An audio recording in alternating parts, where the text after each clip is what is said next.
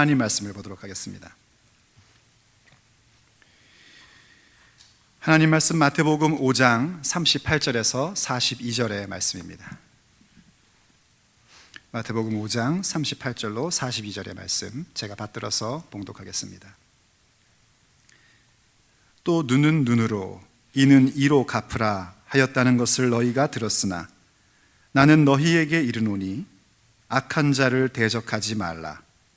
누구든지 내 오른편 뺨을 치거든 왼편도 돌려대며 또 너를 고발하여 속옷을 가지고자 하는 자에게 겉옷까지도 가지게 하며 또 누구든지 너로 억지로 오리를 가게 하거든 그 사람과 십리를 동행하고 내게 구하는 자에게 주며 내게 꾸고자 하는 자에게 거절하지 말라.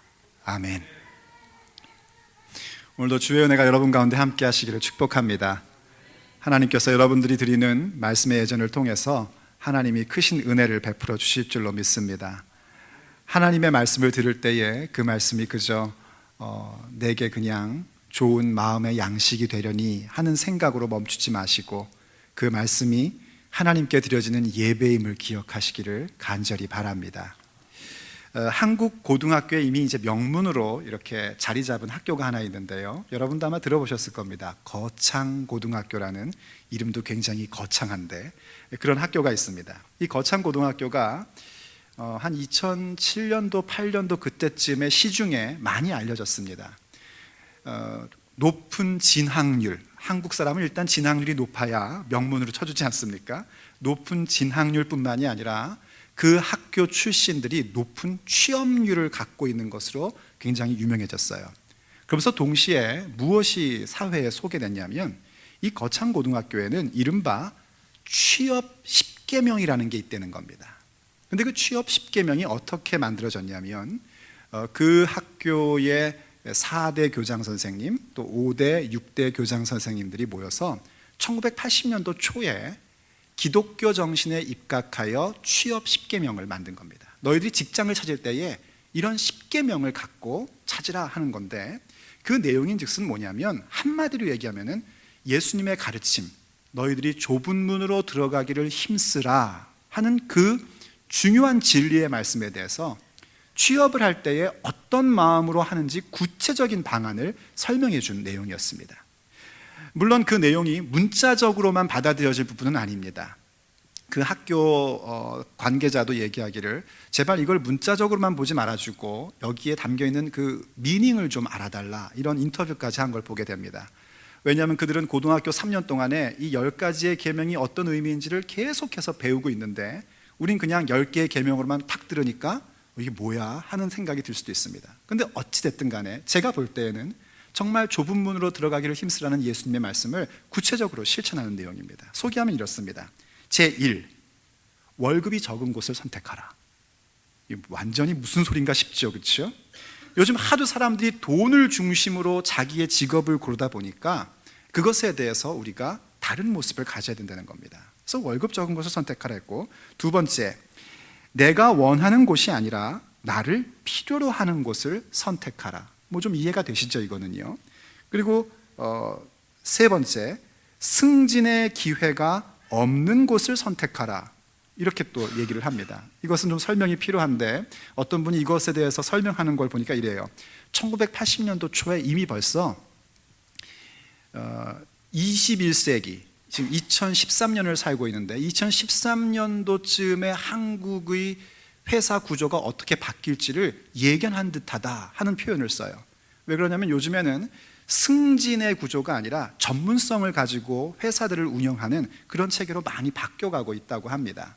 어쨌든 어떤 그 승진이라는 걸 통해서 회사에서 뭔가 싸우고 암투를 벌이고 뭐 이런 게 아니라 정말 서로 협력하고 자기의 전문성을 길러가는 그 모습을 가지라는 게 아마 이 계명의 본 의미일 겁니다.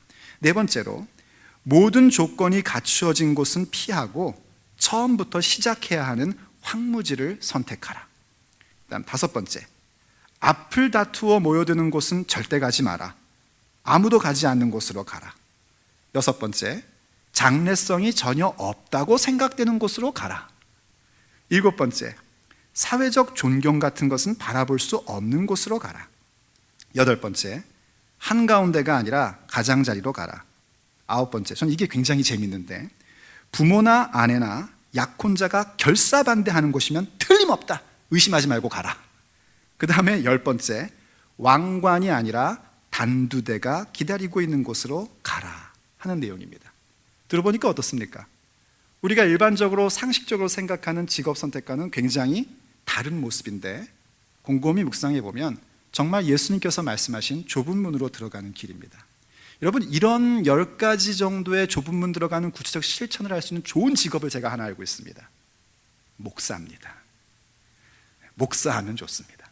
그런데 이건 목사에게 준 10계명이 아니라 어떤 직업으로든지 갈 수 있는 고등학생들에게 성경적 사고방식을 가지고 자기의 인생을 이끌어갈 것을 이야기하는 내용입니다.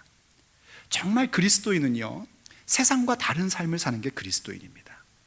그리스도인은 복된 자의 삶을 사는 것이 그리스도인입니다. 근데 우리가 너무 그러한 것들을 막연하게 생각합니다. 그래, 우리는 세상과는 달라. 근데 뭐가 다르지? 그냥 뭐 달라. 주일날 그냥 예배당 가는 게 달라. 이 정도로만 생각을 하는 우리들에게 이 거창고등학교의 취업 10계명은 굉장히 정신이 바짝 나도록 만들어주고 있습니다.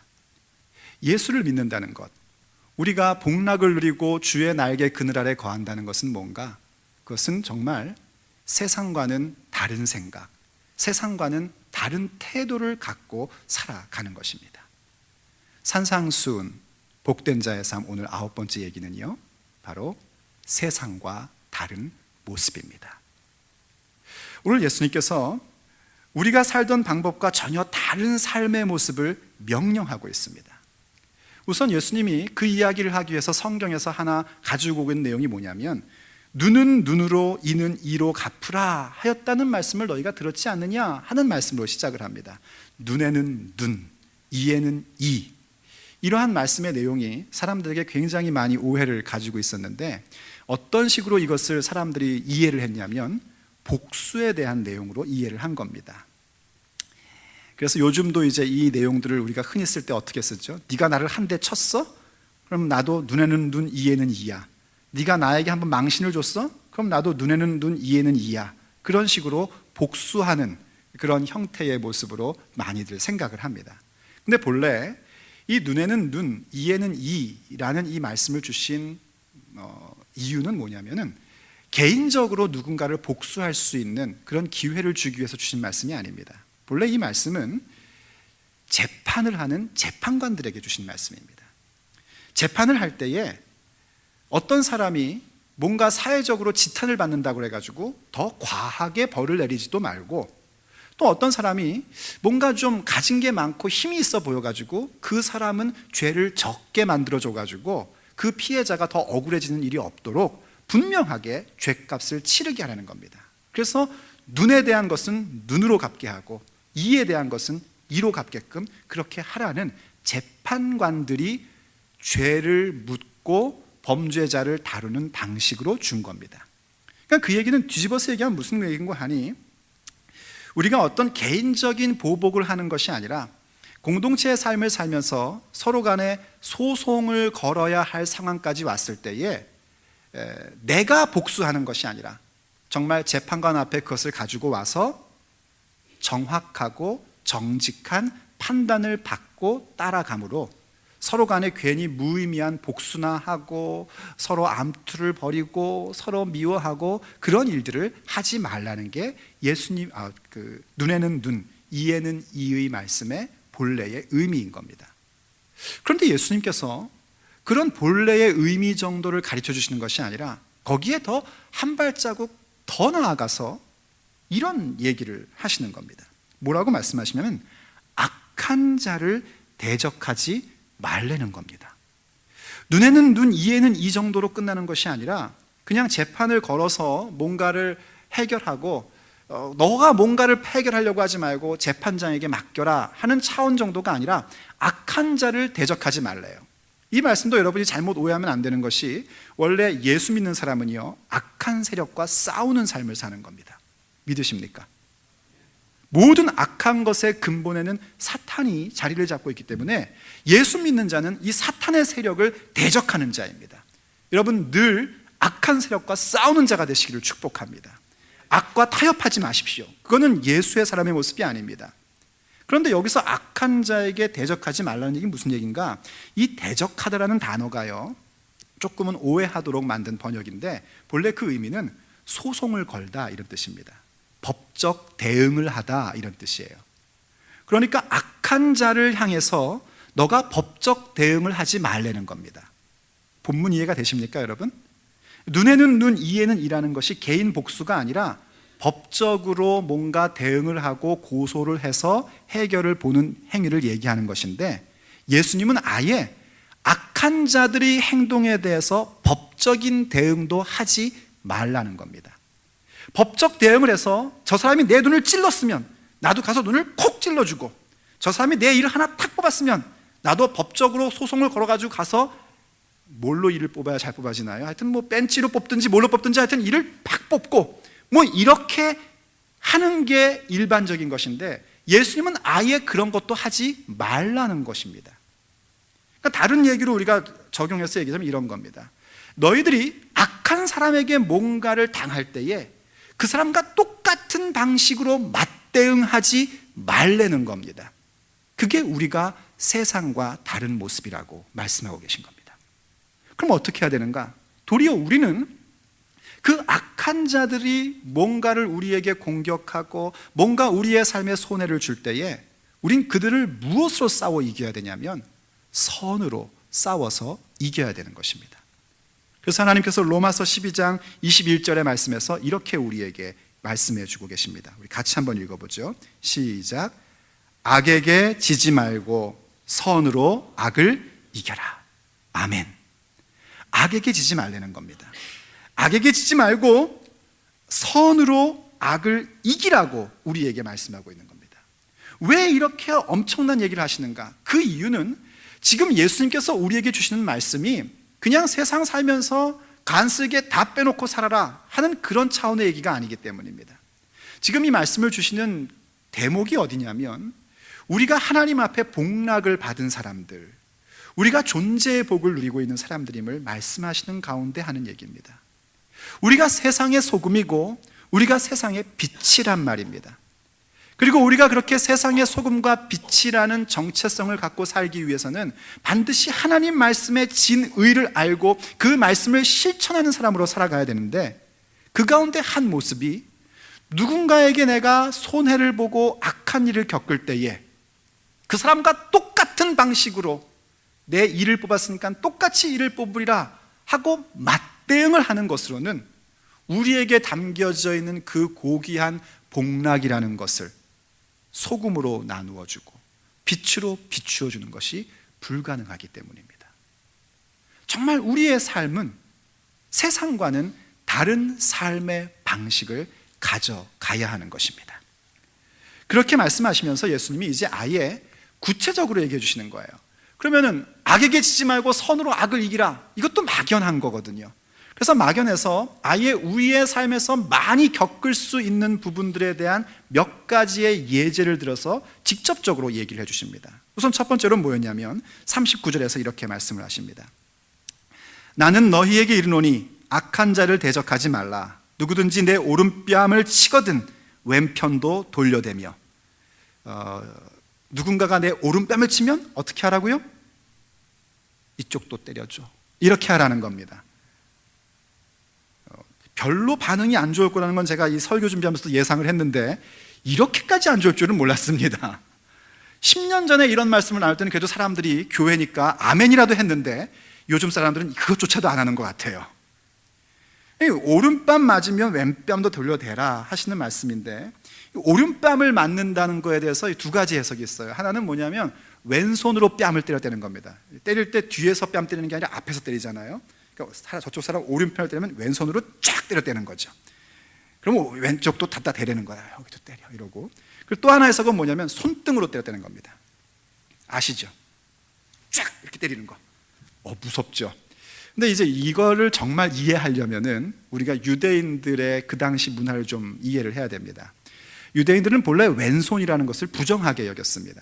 그래서 왼손으로 누군가의 뺨을 친다는 것은 우리가 생각하는 것처럼 좀 약한 손으로 때렸으니까 센 손으로 때려, 이 얘기가 아니라 나를 부정한 존재로 여긴다는 겁니다. 그걸 얼마나 심각하게 그들의 문화 속에서 여겼냐면은 성경 당시 속에 에세네파라는 사람들이 있었어요. 이 사람들은 이 이스라엘 땅 전체가 정치적으로 퇴폐되는 것을 보면서 아우 정말 못 살겠다 해가지고 광야로 들어가서 공동체 생활을 했던 사람들입니다. 근데 그들의 문서가 지금 이렇게 발굴되는 것 가운데 어떤 내용이 있냐면요, 에스네파 공동체에서 어떤 형제에게 내가 손으로 사인을 보낼 때, 수신호를 할 때에 왼손으로 수신호를 하면 그 상대방을 경멸히 여기는 모습이기 때문에 공동체에서 열흘간 쫓겨나는 벌을 받았다고 합니다. 그만큼 상대를 모독하는 것이 왼손으로 뺨을 치는 거예요. 그리고 이 손등으로 때렸다는 것도, 손등으로 때리면 어떻게 보면 좀 멋있죠, 때리는 사람이 짜식 이러면서요. 근데 이 손등으로 때리는 것도 마찬가지입니다. 유대인 문화 속에서 손등으로 누군가를 때린다는 것은 나보다 신분이 낮은 사람을 때릴 때 손등으로 때린다고 그래요. 그리고 신분이 같은 사람끼리 치고받을 때는 손바닥으로 때린대요. 그렇게 기록이 남겨져 있습니다. 그러니까 손등으로 때린다는 것은 너는 나보다 낮은 신분이야, 이런 모습을 보이는 거란 말이죠. 그러니까 말하자면 뺨을 친다는 게 오른뺨을 때리냐 왼뺨을 때리냐 이게 지금 중요한 게 아닌 거예요. 누가복음엔 그런 것도 안 나옵니다. 그냥 한쪽 뺨 맞으면 다른 뺨 대라 이렇게 얘기하거든요. 그러니까 유대인의 문화 속에서 뺨 맞는 것에 대한 의미를 더욱더 확실히 해주고자 오른뺨 얘기를 한 겁니다. 왜냐하면 마태복음은 그 유대인들 문화를 많이 설명하면서 가지면서 우리에게 복음을 전해주고 있거든요. 그러니까 뺨 맞는다는 게 뭔가, 요즘도 그렇지만 내가 모욕을 당하고 자존심 상하는 일을 겪는 겁니다. 그럴 때 어떻게 할 것이냐 하는 겁니다. 물론 우리가 그냥 살면서 그런 사람들 가끔 있죠. 나는 아무렇지 않게 한 얘기인데 자기 혼자 괜히 상처 입고 모욕당한 것처럼 느끼는 분들도 종종 있습니다. 그런 분들은 일단 자기 사랑, 셀프 이스팀이 빨리 성장하셔야 되는 거고요. 그게 아니라 악한 사람이 있어요. 정말 상대방을 꼭 아프게 하려고 모욕적으로 표현하고 내 자존심을 건드려버리고 나를 힘들게 하는 그런 사람들이 있습니다. 계획적으로 그런 사람들이 있습니다. 그런 일들을 만날 때 우리가 하는 건 뭐냐면 똑똑하게 나에게 모욕을 준 것처럼 똑같이 모욕을 줘야 됩니다. 그게 속이 시원하고 그게 똑똑해 보이는 겁니다. 그런데 예수님은 뭐라고 말씀하시냐면 똑똑해지지 말라는 겁니다. 똑똑해지지 말고 나를 모욕적으로 대하든지 나의 자존심을 상하게 한다면 내가 분명히 법적으로 걸어서 그 사람을 못되게 만들고 그 사람에게도 똑같은 망신을 줄 수 있는 권리가 있지만 그 권리를 포기하고 그냥 더 당하라는 겁니다. 그게 예수님의 가르침입니다. 그리고 또 뭐라고 말씀하시냐면 이렇게 얘기하십니다. 40절에 또 너를 고발하여 속옷을 가지고자 하는 자에게 겉옷까지도 가지게 하며, 이것도 유대인들 문화를 알아야 되는데 성경 내용인데요, 유대인들은 본래 겉옷을 뺏지 못하게끔 되어 있습니다. 유대인들의 겉옷은 뭐냐면, 여러분들 왜 지금도 중동 지역이나 이런 지역 가면은 긴 담요 같은 거 이렇게 몸에 두르고 있는 거 아시죠? 네, 그게 겉옷입니다. 긴 담요 같은 거예요. 그래서 이 긴 담요 같은 게 겉옷으로 사용되는 것뿐만이 아니라 여러 용도로 사용이 되는데, 어떤 경우에는 이제 이 겉옷을 가지고 밤중에 잠잘 때에 일교차가 심하기 때문에 밤엔 굉장히 춥거든요. 그래서 밤 잠잘 때는 이불로 덮기도 하고, 또 어떤 경우에는 모여서 이렇게 얘기할 때는 방석처럼 이렇게 둘둘둘 말아가지고 방석처럼 깔고 앉기도 하고, 또 어떨 때에는요 하루 종일 일하고 돈으로 받지 않고 곡식으로 받을 때에는 그것에다가 곡식을 담아서 보자기처럼 싸가지고 오기도 합니다. 또 어떤 경우에는요, 오늘 벌이가 시원치 않아가지고 아무것도 못 벌었는데 가족들은 먹여 살려야겠고, 그러면 이제 돈을 꾸거나 음식을 빌릴 거 아닙니까? 그렇게 빌릴 때에 이거를 담보로 맡기고 음식을 빌려오기도 합니다. 근데 그럴 경우에는 하나님이 뭐라고 말씀하셨냐면, 해가 지면 빨리 그 겉옷을 그 사람에게 돌려주려는 겁니다. 왜냐하면 유대인들은 그 당시 그 겉옷이라는 것이 요즘 우리처럼 많은 외투가 아니라 한 사람 앞에 보통 한 벌씩밖에 없었거든요. 벌써 그 겉옷을 2벌만 갖고 있어도 그 사람은 부자다라고 생각이 될 만큼 귀하고 드문 것들이었습니다. 그러니 그 사람이 그 겉옷을 빼앗기고 밤중에 잘 때 벌벌벌 떨면서 어휴 그 사람이 내 겉옷을 가져가가지고 하면서 그렇게 아쉬운 원망의 소리가 나오면 하나님께서 너 그 겉옷 가지고 있는 너를 내가 반드시 벌할 것이다, 이렇게까지 엄하게 말씀을 하신 거예요. 그랬더니 이 악한 사람들이 어떻게 해요? 겉옷을 안 뺐고 속옷을 뺐더란 말이죠. 이때 속옷도 지금 우리 생각에 얘기하는 그 언더웨어가 아닙니다. 유대인들이 그 겉옷 이렇게 두르는 거 그 속에 있는 통으로 된 옷 있죠, 원피스 같은 거, 그게 속옷입니다. 그것도 뭐 많이씩 갖고 있을 수는 없었습니다.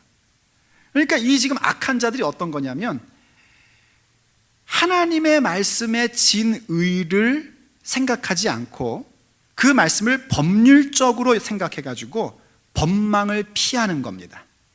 그래서 우리들에게 속옷을 뺏어가려고 하더란 말이죠. 그러면 어떻게 해야 됩니까? 그때 세상적인 일반적인 생각으로 하면은 그 억울함을 호소하고 재판장에게 얘기를 해야 되는데 예수님의 가르침은 뭐냐면 그러면은 겉옷까지도 주라는 겁니다. 어떤 영어 번역을 보면은요, 그때 겉옷을 줄 때 그냥 주는 게 아니라 gift wrapping 하래요. 선물처럼 싸가지고 이것도 가져 그러고 주라는 겁니다. 어떻게 그 일이 가능한가? 이건 무엇에 대한 말씀이냐면요, 우리가 세상과 다른 모습으로 살아갈 때 꼭 요구되는 모습인데 그건 바로 내 소유에 대한 자유로움을 갖는 겁니다. 내 소유에 대한 집착에서 벗어나는 모습이 없이는 이 일을 우리가 이룰 수가 없습니다. 여러분, 세상에서 사람들이요 다투고 싸우고 소송하고 하는 이유가 뭡니까? 많은 경우가 나의 자존심을 건드린다든지 나를 모욕했다든지 그거 아니면 대부분 많은 것이 돈과 관련된 겁니다. 돈 문제가 문제가 되니까 소송을 걸고 항상 문제를 갖는 거죠. 세상은 물질 중심적이고 소비 지향주의적인 생활을 하고 있습니다. 그 속에서 우리가 소유에 대한 집착을 버리고 살아가는 것, 그것이 바로 세상과 다른 우리들의 모습이고 선으로 악을 이기는 모습인 겁니다. 그러더니 또 이제 아주 갈수록 정말 너무너무 힘들어지게 예수님 말씀하세요. 41절 보시면 이렇게 얘기합니다. 또 누구든지 너로 억지로 오리를 가게 하거든 그 사람과 십리를 동행하고 라고 얘기합니다. 이 오리라는 것은 한국식으로 표현하니까 이제 오리인 거고요, 영어식으로 표현하면 이제 1 mile 하고 2 miles 이렇게 표현이 됩니다. 이게 원래 뭐냐면요, 로마 군인들과 관련되어 있습니다. 로마 군인들은 이제 우리가 영화 같은 거 보면 로마 군인들은 뭐 이렇게 그 투구 멋있는 거 쓰고 칼만 차고 창만 들고 뭐 방패만 들고 이렇게 다니지 않습니까? 근데 그럴 수 있는 군인은 지금도 없고 옛날도 없고 앞으로도 없습니다. 항상 자기 짐을 들고 다녀야 됐습니다. 더군다나 옛날 로마 군대는요 밥을 자기가 알아서 해 먹었어야 됐대요. 그래서 그 짐 가운데는 밥 해 먹는 도구도 다 갖고 다녔답니다. 짐이 무겁잖아요. 그래서 로마 군인들에게 어떤 특권을 줬냐면 어느 누구일지라도 평민들에게는 이 짐을 들고 1000보를 걸을 수 있는 1000걸음을 걸을 수 있게끔 하는 권리가 있었다는 겁니다. 그래서 로마 군인 입장에서는 권리인데 평민 입장에서 갑자기 로마 군인이 야! 너 와서 이거 짐 들고 1000보 걸어 이렇게 얘기할 때 당하는 입장은 어때요? 내가 노예가? 내가 네 종이가? 이렇게 나올 수 있는 거 아닙니까? 억울한 부당한 대우를 받는 느낌을 갖게 되는 겁니다. 바로 그런 걸 얘기하는 겁니다. 근데 그렇게 부당하게 느낄 수밖에 없는 대우를 받을 때에 예수님 지금 뭐라고 얘기하시면 거기서 내가 네 종이가? 이러지 말고 그 사람이 요구하는 것보다 배로 가라는 겁니다. 그러니까 이제 집에서 왜 그런 경우 있잖아요. 뭐 언니가 갑자기 얘 물 좀 떠다 줘. 그러면 동생이 그러지 않습니까? 내가 언니 쫑이야?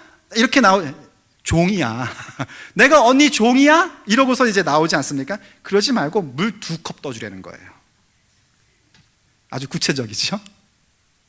이게 무슨 말씀일까? 이런 겁니다. 무슨 얘기인가 하니 우리가 살면서요 사람들이 나를 부당하게 이용하려고 할 때가 있습니다. 그 사람은 굉장히 머리 쓰면서 하는 것 같지만 우린 알잖아요. 야, 저 사람이 참 얕은 꾀를 가지고 나를 이용해 먹으려고 하네? 이런 느낌이 들 때 굉장히 기분 나쁘고 오히려 그 이용하려는 것을 역이용해야 우리는 굉장히 똑똑한 사람인 것처럼 스스로 자처하며 살아갑니다. 그런데 지금 예수님은 뭐라고 하냐면 그러지 말라는 겁니다. 오히려 더 주라는 겁니다. The Message라는 그 번역 성경이요, 이 부분을 어떻게 번역했냐면 이렇게 번역을 했어요. 누군가가 너희를 부당하게 이용하면 종의 삶을 연습하는 기회로 삼아라 하고 그렇게 얘기를 해줬습니다. 우리가 뭔가 부당한 일을 당할 때, 부당한 대우를 받게 될 때에 그거를 오히려 종의 자세를 배우는, 그것을 연습하는 기회로 삼으려는 겁니다. 여러분, 본래 예수 믿는 이유가 뭔지 아십니까? 섬기기 위함입니다. 모르셨습니까? 예수 믿는 게요, 내가 잘 나가려고 믿는 게 아닙니다. 잘 나가시려면 여기로 오시면 안 되고요, 어디 무슨 기업 설명회, 혹은 어떤 회장이 하는 무슨 설명회, 연설, 이런 거 가서 들으시는 게 낫습니다. 예수 믿는다는 것은 섬기는 겁니다. 왜냐하면 우리의 주 되신 예수님께서 섬기기 위하여 오셨고 섬기기 위해서 자기 목숨까지 주셨기 때문입니다. 그래서 그분이 우리의 주가 되셨어요. 하늘나라의 원리가 어떤가? 섬기는 자가 높은 자입니다. 믿으십니까? 섬김입니다. 그래서 믿음의 최고의 경지는 뭐냐면 남 섬기는 것이에요. 근데 우리는 어느 누구도 남 섬기는 걸 좋아하지 않습니다. 대접받는 걸 좋아하지. 그런데 누가 나를 부당하게 이용하려고 들더란 말이죠. 그걸 볼 때에, 그래, 나 참 남 섬기는 거 할 줄 모르는데 내가 남 섬기는 연습의 시간으로 이 기회를 삼아야겠다 하라는 겁니다. 놀랍죠? 멋지죠? 얼마나 근사합니까? 이렇게까지 따라오는 표정을 안 지어주면 제가 진도를 못 나갑니다. 멋지지 않습니까? 정말 근사한 모습입니다. 아니, 내가 한다고 생각하지 말고 그러면은 이 앞에 있는 목사가 그런다고 한번 생각해 보세요. 멋있죠? 마음에 들죠? 여러분도 그러셔야 된단 말입니다. 그리고 나서 또 뭐라고 말씀하시냐면 42절에서는 이렇게 얘기합니다.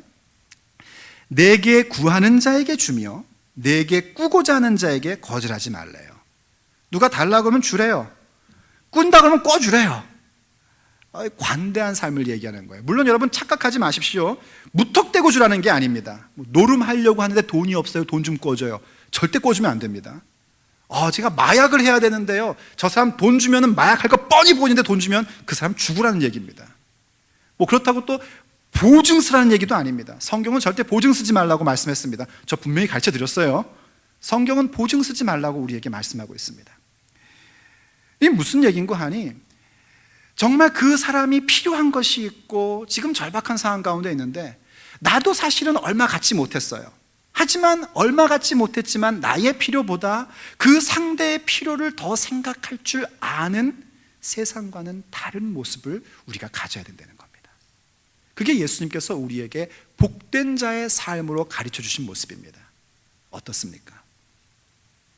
이 모습들이 정말 성자의 삶입니다. 성인의 삶이에요.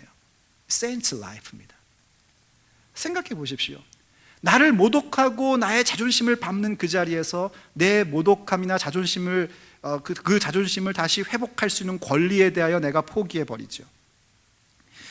소유에 대한 집착도 버리고 부당한 대우를 받는 것조차 그 사람을 섬길 수 있는 기회로 삼고 나의 필요보다 상대방의 필요를 채워줄 수 있는 관대한 마음을 갖는다는 것, 얼마나 세상과 다른 모습이고 복된 자의 삶입니까?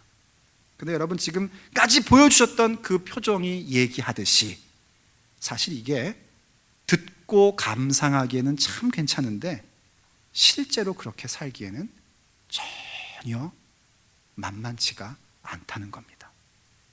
정말 포기하고 싶고요, 모르는 척 하고 싶은 그런 말씀들인 겁니다. 아까 거창고등학교 취업 10계명 같은 경우도 마찬가지입니다. 제가 그걸 보면서 이건 좁은 문으로 가는 길이다 하면서 제 인생을 돌이켜보면서요, 제가 이런 생각을 했습니다. 나 이렇게 살았다. 잘났죠? 정말 잘났지 않습니까? 잘난 사람입니다. 나 이렇게 살았다. 그런데요, 하나도 안 잘났더라고요. 왜냐하면 이젠 저는 더 이상 하나님이 저를 목사로 만드시고 이런 삶을 살게끔 해주셨어요. 정말 감사드려요. 근데 진짜 실력이 이제부터 나올 때더란 말이죠. 저는 이미 목사라는 직업을 갖고 있고 하나님께서 보내신 사역지 칠리학이라는 곳에 있어요. 그래서 이젠 더 이상 어떻게 할 수가 없고 순종하면서 가야 돼요. 그런데 어느새 제 자녀들이 직업을 선택할 때가 온 거예요. 아까 그 9계명 있었죠? 왜? 네 부모나 배우자나 약혼자가 결사반대하면 그거 틀림없다, 그냥 무조건 가라, 뭐 이랬던 거. 그 부모 가운데 제가 있어요. 이젠 더 이상 제 삶이 아니라 내가 과연 내 자녀가 어떤 직업을 선택할 때 좁은 문으로 가라고 할 수 있는가를 통하여 내 진짜 실력이 나타날 때가 된 겁니다. 근데 자신이 없는 거 있죠. 저는 제 부모가 말릴 때에 까짓거 이러면서 안 듣고 했는데, 내가 부모가 되니까 그래, 너 내가 부모로서 너한테 이렇게 좀 세상적인 방법으로라도, 아니 이게 꼭 나쁜 게 아니라 그냥 세상 속에 살면서 이렇게 하면 더 하나님께 영광이 되지 않겠냐, 이거 말고 좁은 문으로 가라, 세상과는 다른 모습으로 살아라. 누가 네 뺨 따고 때렸냐? 그러면 그냥 자존심 상해도 씹 한번 꾹꾹 삼켜라. 누가 네 것을 빼앗으려고 그러냐? 네 소유에 대한 집착을 버려라. 누가 너에게 부당한 대우를 하느냐? 섬김의 기회로 삼아라. 누가 너에게 필요를 원하고 있냐? 야, 네가 목말라도 그냥 그 사람한테 물 먹고 줘라. 이렇게 얘기할 수 있을까 했는데 자신이 없다란 말이에요. 여러분은 어떠십니까? 그런데 우리가 그렇다고 해서 포기해서는 안 됩니다. 그렇다고 해서 우리가 외면해서도 안 됩니다. 왜냐하면 그 삶이 하나님께서 우리에게 주신 인생을 영원과 잇된 삶으로 가는 구체적인 방향이기 때문입니다. 그래서 중요한 게 뭐냐면, 과연 어떻게 우리가 세상과 다른 모습으로 살 수 있는 방법이 과연 뭐냐 하는 겁니다. 많은 것을 얘기할 수 있겠지만요, 저는 오늘 여러분들에게 그 가운데 한 가지, 용기를 얘기하고 싶습니다. 세상과 다른 모습으로 살아가는 것, 그것이 정말 하나님께서 기뻐하는 모습이고 그것이 진리라는 것을 알고 있는 우리들이라면 우리는 그것을 향하여 나아갈 수 있는 용기가 필요합니다. 그래서 신앙은 뭐냐면, 하나님의 말씀이 진리임을 믿고 그것이 영원한 승리임을 믿고 순종으로 나아가는 용기입니다. 그런데 그 용기는 그냥 생기지 않습니다. 용기, courage, 그 용기는 반드시 훈련된 사람만이 가질 수 있는 겁니다. 훈련되지 않은 사람이 나타내는 그 모습은 객기입니다. 그것은 거짓 용기고 만용입니다. 세상과 다른 모습으로 사는 것을요, 한 번쯤은, 많으면 두 번쯤은 그냥 내 객기로 한번 해볼 수는 있습니다. 이따 분명히 우리 청소년들 가운데 그런 애들 있을 거예요. 와가지고 한 대 탁 때려서 빨리 단쪽 대, 이런 애 분명히 있을 거예요. 제발 안 그러길 바라지만 그때 한 번쯤, 그래 오늘은 내가 말씀을 들었으니까 꾹 참음하면서 이렇게 갖다 댈 수는 있습니다. 그렇지만 그것이 정말 내 삶의 내용이 되고 내 인격이 되는 것에는 훈련이 없이는 불가능합니다. 그럼 무슨 훈련이 필요하냐고요? 그것은 바로 시선의 훈련입니다. 하나님을 향하여 바른 시선을 갖고 내 인생에 대해서 바른 시각을 갖는 시선의 훈련만이 우리를 용기 있는 사람으로 만들어주고, 그 용기만이 세상과 다른 모습의 삶을, 복된 자의 삶을 내 삶으로 만들어주는 겁니다. 그럼 무엇을 시선을 봐야 되는가? 성경 몇 구절만 보고 마칠게요. 첫째로는 예수 그리스도를 바라보는 시선입니다. 예수님을 바라보는 매일의 훈련에서 우리는 용기를 갖고 세상과는 다른 모습의 복된 삶을 누리며 살아갈 수 있는 겁니다. 히브리서 12장 2절이 이렇게 얘기합니다. 믿음의 주요 또 온전하게 하시는 이인 예수를 바라보자. 그는 그 앞에 있는 기쁨을 위하여 십자가를 참으사 부끄러움을 개의치 아니하시더니 하나님 보좌 우편에 앉으셨느니라. 아멘.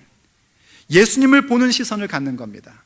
예수님의 십자가는요, 오늘 이렇게 세상과는 다른 모습을 고스란히 보여준 그런 모습의 길이었습니다. 예수님은 많은 욕을 당하셨지만 맞대어 욕하지 않으셨습니다. 예수님은 많이 매맞았습니다. 많이 고문당했습니다. 흔히 매맞고 고문당하면요, 당장 내가 무엇을 할 수 없을 때 뭐라고 그러죠? 두고 보자 이러지 않습니까? 근데 예수님은 한 번도 누군가에게 두고 보자라고 하지 않으셨습니다.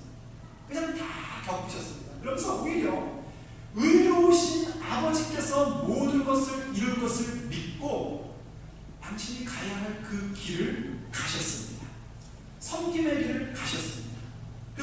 일 때문에 우리가 나음을 입었고 우리가 구원을 받았고 우리가 하나님을 아버지라고 부를 수 있는 예수의 사람들로 거듭 세워지게 된 것입니다. 그 예수님을 생각해보라는 거예요.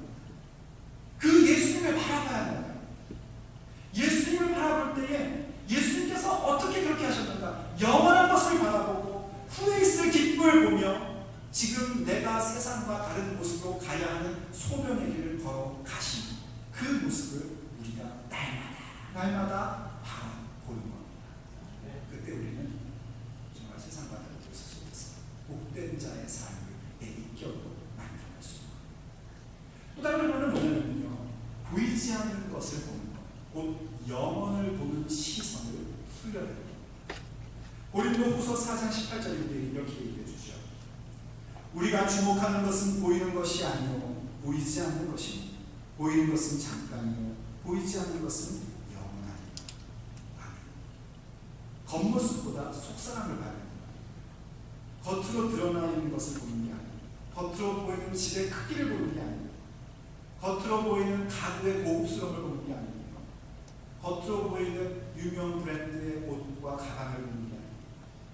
겉으로 보이는 코 높이와 눈의 크기를 보는 게 아니라 그 사람의 속사람을 보는 것, 그 사람 속에 사랑이 있는지 보는 것이고, 그 사람 속에 봉사하는 수고가 있는지 보는 것, 그 사람 속에 하나님의 은혜가 있는지를 보는 거예요.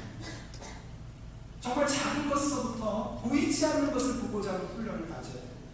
집에서 배우자를 볼 때도요, 그 사람의 겉으로 드러난 현상보다 그 사람 속에 있는 것을 보고자 하는 그 훈련을 가져야 됩니다. 그런데 보이지 않는 것 중에 가장 중요한 건 뭐냐면 바로 보이지 않는 영혼을 보고자 하는 시선의 훈련을 가져야 됩니다. 왜냐하면 100년도 못 사는 우리의 육체의 삶이 끝이 아니라 우리에게는 영원히 존재합니다. 하나님께서 우리 이렇게 약속을 말씀해 주셨습니다. 요한일서 2장 17절 세 번째인데요. 이 세상도 사라지고 이 세상의 욕망도 사라지지만 하나님의 뜻을 행하는 사람은 영원히 남습니다. 이 세상이 사라집니다. 세상의 모든 좋은 것들이 다 사라질 수밖에 없습니다.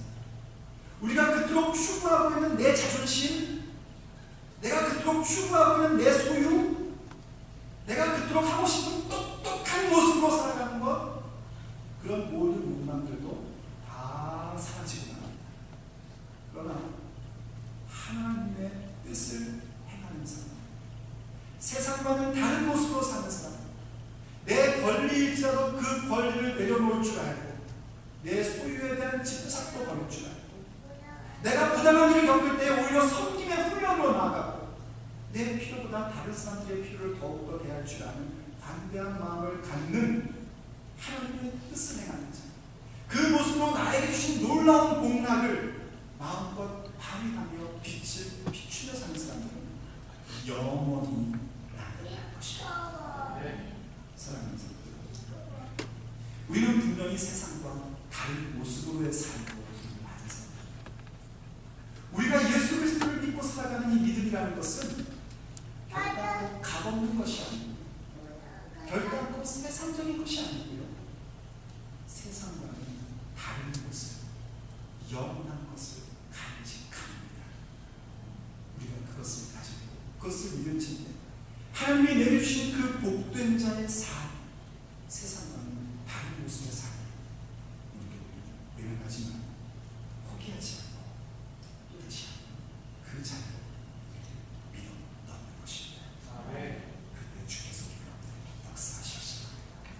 그때 하나님께서 우리의 삶이 얼마나 하나님께 복락을 받은 자인지, 내가 얼마나 주연하게 그들 안에 거한 사람인지를 나타내 보여주시는 것입니다. 기도하시겠습니다. 사랑하는 아버지 하나님, 우리를 세상과는 다른 모습으로 살 수 있도록 불러주셔서 감사드립니다. 내가 가지고 있던 것으로, 또 내가 갖추었던 인격으로는, 또 내가 가까웠던 교양으로는 결단코 세상과는 다른 모습을 가질 수 없는 삶이었는데 하나님께서 우리에게 복을 베풀어 주셔서 복된 존재가 되었고 복된 자의 삶을 살 수 있는 능력을